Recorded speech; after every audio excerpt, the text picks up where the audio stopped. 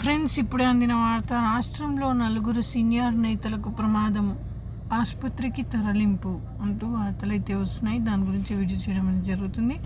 దయచేసి లైక్ చేసి, షేర్ చేసి, సబ్స్క్రైబ్ చేసి సపోర్ట్ అయితే చేయండి. అయితే ఆంధ్రప్రదేశ్లో నేటితో సార్వత్రిక ఎన్నికలకు సంబంధించి నామినేషన్ పర్వం ముగిసింది.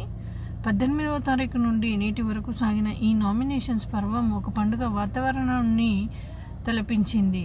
ముఖ్యంగా టీడీపీ, వైసీపీ, జనసేన అభ్యర్థుల నామినేషన్స్ ర్యాలీలు విజయోత్సవ ర్యాలీలు లాగా అనిపించాయి. ఈ 3 పార్టీల్లో గెలుపుపై ధీమా సమానంగా ఉన్నట్టు ఈ నామినేషన్స్ చూస్తే అర్థమవుతుంది. అయితే నేడు చివరి రోజు అవ్వడంతో కలెక్టర్ ఆఫీసుల నామినేషన్స్ కోసం వచ్చిన అభ్యర్థులు కార్యకర్తలతో కికిరిసిపోయాయి. అందులో భాగంగా సింగనమలలో తెలుగుదేశం పార్టీ అభ్యర్థి నామినేషన్ వేసేందుకు వెళ్తుండగా అపశృతి ఎదురయ్యింది. తెలుగుదేశం పార్టీ ఎమ్మెల్యే అభ్యర్థి శ్రావణి నామినేషన్ వేయడానికి వెళ్తుండగా ఒక కార్యకర్త ట్రాక్టర్తో ఫీట్స్ చేస్తున్న సమయంలో అదుపు తప్పి బోల్తా కొట్టింది. దీన్ని వాళ్ళ ట్రాక్టర్లో ప్రయాణిస్తున్న 4 తీవ్రమైన గాయాలయ్యాయి. గాయపడిన వారిని వెంటనే సమీపంలో ఉన్న ఆసుపత్రికి తరలించారు. అదృష్టం కొద్దీ వారికి ఎలాంటి ప్రాణహాని